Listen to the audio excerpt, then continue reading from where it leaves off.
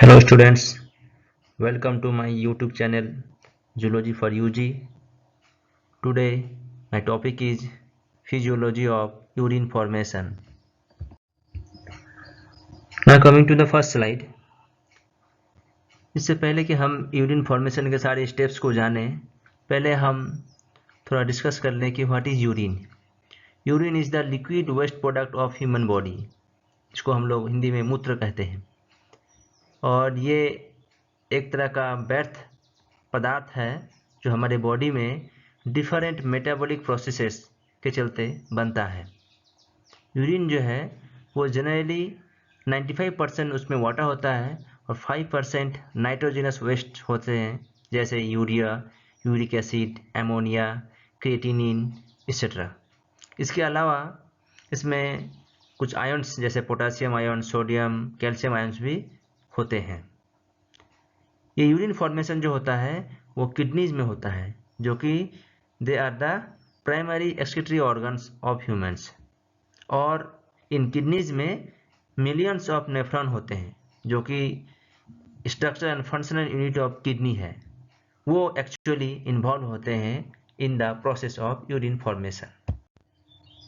Now coming to the second slide, इसमें हम steps of urine formation के बारे में डिस्कस करेंगे. यूरिन फॉर्मेशन जो होता है वो जनरली 3 फेजेज में या 3 स्टेप्स में होता है. इसका पहला स्टेप है ग्लोमेरुलर फिल्ट्रेशन, दूसरा है रीऑब्जर्प्शन एंड तीसरा है वो सिक्रीशन. नाउ हर एक स्टेप को डिस्कस करने से पहले आइए हम थोड़ा सा the different parts of nephron को थोड़ा सा जान लें, ताकि हम उसके बाद हम इन स्टेप्स को जो यूरिन फॉर्मेशन में यूज होते हैं उनको पार्ट्स ऑफ नेफ्रॉन के साथ हम उसको मिंगल कर सकें. सबसे पहला जो हमारा जो ये नेफ्रॉन का पार्ट है उसको बोलते हैं बोमेन्स कैप्सूल, जो कि एक कप शेप स्ट्रक्चर है और उसके भीतर में ग्लोमेरुलस जो होता है, जो कि टफ्ट ऑफ कैपिलरीज है, एक बंच ऑफ कैपिलरीज है, और वो बनता है एफरेंट और इफरेंट आर्टेरियोल से, एफरेंट आर्टेरियोल्स में जाता है और इफरेंट आर्टेरियोल्स में से निकलता है. उसके बाद जो नेक्स्ट पोर्शन है उसको कहते हैं प्रॉक्सिमल कॉन्वोल्यूटेड ट्यूब्यूल, और जो कि एक ट्यूब की तरह होता है. और उसके बाद फिर होता है लूप ऑफ हेनली. इस लूप ऑफ हेनली के सबसे पहला एक डिसेंडिंग लूप होता है, लिम्ब होता है. उसके बाद एक एच शेप्ड पार्ट होता है और फाइनली एक असेंडिंग लिम्ब होता है. और इस लूप ऑफ हेनली के असेंडिंग लिम्ब के बाद जो पार्ट जो होता है नेफ्रॉन का उसको कहते हैं डिस्टल कॉन्वोल्यूटेड ट्यूब्यूल कहते हैं, जो कि फाइनली मर्ज कर जाता है किसके साथ, कलेक्टिंग डक्ट के साथ, जिसपे और भी बहुत सारे नेफ्रॉन्स के डिस्टल कॉन्वोल्यूटेड ट्यूब्यूल आके मर्ज करते हैं. Now coming to the first step of urine formation. Urine formation का पहला स्टेप है वो है ग्लोमेरुलर फिल्ट्रेशन है. और जैसे मैंने अभी बताया था कि जो फर्स्ट पार्ट ऑफ नेफ्रॉन है उसका जो बोमेन्स कैप्सूल है उसमें जो एक टफ्ट ऑफ कैपिलरीज है उसको कहते हैं ग्लोमेरुलस. एक्चुअली जो रेनल आर्टरी होता है उस रेनल आर्टरी का एक पार्ट जो इस बोमेन्स कैप्सूल में जाता है उसको कहते हैं एफेरेंट आर्टेरियोल. वो बोमेन्स कैप्सूल में जा करके एक टफ्ट ऑफ कैपिलरीज बनाता है जिसको ग्लोमेरुलस कहते हैं, और फिर वहाँ से यही रेनल आर्टरी का पार्ट जिसको बोलते हैं एफेरेंट आर्टेरियोल वो उस बोमेन्स कैप्सूल से निकलता है. तो ब्लड कॉन्टिन्यूसली इसमें फ्लो कर रहा है. और ये फिल्ट्रेशन क्यों होता है, it is due to pressure, और इसीलिए इसको कहते हैं अल्ट्रा फिल्ट्रेशन. और ये एक कॉन्टिन्यूस प्रोसेस है. तो ये जो प्रेशर डेवलप करता है ये प्राइमरी ड्यू टू 3 रीजन्स होता है. सबसे पहला एक होता है वो due to myogenic reason. Myogenic reason क्या है कि जो एफरेंट आर्टेरियल जो इंटर कर रहा है उसका थिकनेस ज़्यादा होता है, और जो इफरेंट आर्टेरियल जो वहाँ से निकल रहा है उसका थिकनेस पतला होता है. इसलिए इस थिकनेस के डिफरेंस के चलते ये ब्लड प्रेशर हाई होता है. दूसरा क्या है कि एक जो जक्स्टा ग्लोमेरुलर कॉम्प्लेक्स होता है जो इसी बोमेन्स कैप्सूल के पास होता है, इस डायग्राम में नहीं है अभी, उसमें क्या होता है कि जो मैकुला डेंसा सेल्स होते हैं वहाँ से फिर क्या है कि एंजाइम निकलता है जिसको बोलते हैं रेनिन एंजाइम निकलते हैं. ये भी मॉड्यूलेट करता है इस ब्लड प्रेशर को. और तीसरा जो है वो है न्यूरल कंट्रोल, यानी जो नर्व फाइबर्स होते हैं from the sympathetic nervous system, उससे जो नर्वस जो सिग्नल्स आते हैं उससे भी ये ब्लड प्रेशर मॉड्यूलेट होता है. यानी इन 3 रीजन के चलते जो ब्लड प्रेशर है यहाँ पर बहुत हाई होता है, और इसके चलते क्या होता है कि यहाँ फिल्ट्रेशन होता है. फिल्ट्रेशन में क्या होता है कि ब्लड के अंदर में जितने भी कंपोनेंट्स हैं जो उसमें जो उनके ब्लड कॉर्पस्कल्स को छोड़ करके या प्रोटीन्स को छोड़ करके मैक्सिमम जो चीज़ होता है वो फिल्ट्रेट होकर के बोमेन्स कैप्सूल के लुमेन में चला जाता है और इसको कहते हैं ग्लोमेरुलर फिल्ट्रेट कहते हैं। ये क्या इसमें क्या होता है, इसमें generally large amount of water होता है जो कि 95% होता है और 5% डिजोल्व सब्सटेंस होते हैं जैसे urea, uric acid, creatinine, amino acids, है ना, ग्लूकोज, सोडियम, पोटेशियम और विटामिन बी, है ना। तो ये सारा जो फिल्टर होता है वो बोमेन्स कैप्सूल के लुमेन में चला जाता है। Now coming to the second step of urine formation जिसको कहते हैं ट्यूबुलर रीअब्जॉर्प्शन। ये इसको ट्यूबुलर रीअब्जॉर्प्शन इसलिए कहते हैं क्योंकि इसमें जनरली ये कहाँ होता है, वो जो ट्यूबुलर पार्ट ऑफ नेफ्रॉन है उसमें होता है, इसलिए इसको ट्यूबुलर रीअब्जॉर्प्शन कहते हैं। इसमें होता क्या है कि इसमें जो हमारा ग्लोमेरुलर फिल्ट्रेट था जो हमारे बोमेन्स कैप्सूल में इंटर होकर के, है ना, प्रॉक्सिमल कॉन्वोल्यूट ट्यूब्यूल में इंटर कर जाता है, ये जब पास करता है तो during it passage through all the tubular part of nephron selected material जो होते हैं वो एब्जॉर्ब कर लिए जाते हैं from the glomerular filtrate into the blood of the peritubular capillaries, और जिसको कहते हैं वासा रेक्टा, जो कि पूरे जो ट्यूबुलर पार्ट ऑफ नेफ्रॉन होता है उसको घेरे हुए होता है ना। और ये जो रीअब्जॉर्प्शन होता है ये by both passive and active transport का होता है। हम पढ़े होंगे पहले के टॉपिक्स में कि पैसिव एक्टिव ट्रांसपोर्ट क्या होता है, इसमें एनर्जी यूज होता है, किसमें एनर्जी नहीं होता है, वो मेरा अभी पॉइंट ऑफ डिस्कशन नहीं है। लेकिन जो एब्जॉर्प्शन होता है वो इन प्रोसेस के थ्रू से होता है। तो सबसे पहले हम डिस्कस करते हैं कि प्रॉक्सिमल कॉन्वोल्यूट ट्यूब्यूल में क्या रीअब्जॉर्प्शन होता है, कौन से मटेरियल रीअब्जॉर्ब होते हैं। तो हम देखेंगे कि ग्लोमेरुलर फिल्ट्रेट का 65% जो रीअब्जॉर्प्शन होता है वो इसी पीसीटी में होता है। हाँ, और इसमें जो सोडियम और पोटेशियम होते हैं, आयन्स होते हैं, उनका रीअब्जॉर्प्शन थ्रू एक्टिव ट्रांसपोर्ट होता है। ग्लूकोज और अमाइनो एसिड का रीअब्जॉर्प्शन वो सेकेंडरी एक्टिव ट्रांसपोर्ट के थ्रू से होता है। और वाटर वो ऑस्मोसिस के थ्रू से हो जाता है from higher gradient to lower gradient, है ना। और जो क्लोराइड आयन होते हैं और इसके अलावा जो अदर सॉलिड्स होते हैं वो थ्रू डिफ्यूजन, है ना, डिफ्यूजन के थ्रू से जस्ट पास कर जाते हैं। इस पीसीटी में सल्फेट्स और क्रिएटिनिन का रीअब्जॉर्प्शन नहीं होता है। नाउ इन दिस स्लाइड हम डिस्कस करेंगे the reabsorption process in the loop of Henley. Loop of Henley हमने जैसे अभी डिस्कस किया था पहले ही कि इसके दो पार्ट्स होते हैं, डिसेंडिंग लिम्ब होता है, एक असेंडिंग लिम्ब होता है। डिसेंडिंग लिम्ब में जनरली जो होता है उसमें वाटर रीअब्जॉर्प्शन होता है ना, थ्रू ऑस्मोसिस। और यहाँ पर सोडियम और अदर जो सॉलिड्स होते हैं उनका रीअब्जॉर्प्शन नहीं होता है।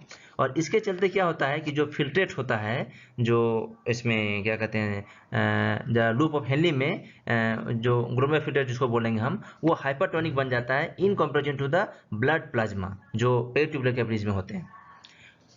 इसी के जस्ट विपरीत जो असेंडिंग लूप ऑफ हेनली है उसमें क्या होता है, वाटर रीअब्जॉर्प्शन नहीं होता है। वहाँ बिल्कुल वो पार्ट जो होता है नेफ्रॉन का वो बिल्कुल इम्परमिएबल टू वाटर होता है, उसमें कोई रीअब्जॉर्प्शन ऑफ वाटर नहीं होता। हाँ, इसमें सोडियम, पोटेशियम, कैल्शियम, मैग्नीशियम जो क्लोराइड आयन्स हैं इनका रीअब्जॉर्प्शन होता है। और इसके चलते फिर क्या हो जाता है कि जो मेरा वो जो ग्लोमेरुलर फिल्ट्रेट जो आ रहा था, जो फिल्ट्रेट जो बोमेन्स कैप्सूल में होते हुए जो आया था, वो अब क्या बन जाता है, वो हाइपोटोनिक बन जाता है। क्यों कि इसमें वाटर रीअब्जॉर्प्शन नहीं हो रहा है ना। नाउ इन दिस स्लाइड हम लोग देखेंगे कि डिस्टल कॉन्वोल्यूट ट्यूब्यूल और कलेक्टिंग डक्ट में कौन कौन सब्सटेंस का रीअब्जॉर्प्शन होता है। तो डिस्टल कॉन्वोल्यूट ट्यूब्यूल में सबसे पहले हम देखेंगे कि उसमें एक्टिव रीअब्जॉर्प्शन होता है सोडियम आयन्स का, यानी with the expenditure of energy. और ये जो होता है ये under the control of aldosterone होता है। ये एक हार्मोन है जो कि सीक्रेट होता है फ्रॉम द एड्रिनल कॉर्टेक्स, है ना, एड्रिनल ग्लैंड के जो कॉर्टेक्स पार्ट से। इसी डिस्टल कॉन्वोल्यूट ट्यूब्यूल में क्लोराइड आयन्स का भी रीअब्जॉर्प्शन होता है और साथ ही साथ वाटर का भी रीअब्जॉर्प्शन होता है। और ये होता है अंडर अनदर एक हार्मोन जिसको कहते हैं एंटी डायबिटिक हार्मोन और एडीएच, जो कि सिक्रेटेड होता है by the posterior lobe of pituitary gland. Pituitary gland जो मास्टर ग्लैंड कहता है उसके पोस्टीरियर पार्ट से, लोब से ये हार्मोन निकलता है। तो इसके चलते फिर क्या होता है कि जो फिल्ट्रेट मेरा जो आ रहा था उस ट्यूब में वो अब आइसोटोनिक हो जाता है, यानी सेम कॉन्सेंट्रेशन का हो जाता है ना, ऑस्मोटिक कॉन्सेंट्रेशन दोनों का सेम हो जाता है with the blood plasma of the blood plasma of the blood in the peritubular capillaries. फिर इसके बाद क्या होता है, जो कलेक्टिंग डक्ट है, जो कि डिजिटल कंप्यूटर जहाँ पर जाके खुलता है ना, वहाँ पर जो हमारा रीअब्जॉर्प्शन होता है वो दोनों वाटर का भी होता है और सोडियम का होता है। और एज ए रिजल्ट फिर क्या होता है कि वो जो फिल्ट्रेट होता है वो हाइपोटोनिक बन जाता है, और इसी हाइपोटोनिक जो है ना फिल्ट्रेट है, यही एक्चुअली जो बन जाता है वो होता कहलाता है यूरिन कहलाता है।